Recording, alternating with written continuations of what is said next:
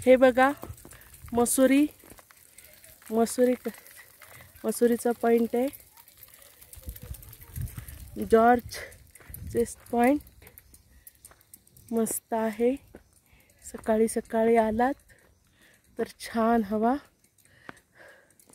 सकाळी खूप थंडी होती। हे सगळे पर्वत दिसतात खाली, इथे वरती पण बघा टेकडी आहे। त्या टेकडीवर गेल्यानंतर चारही बाजूने तुम्हाला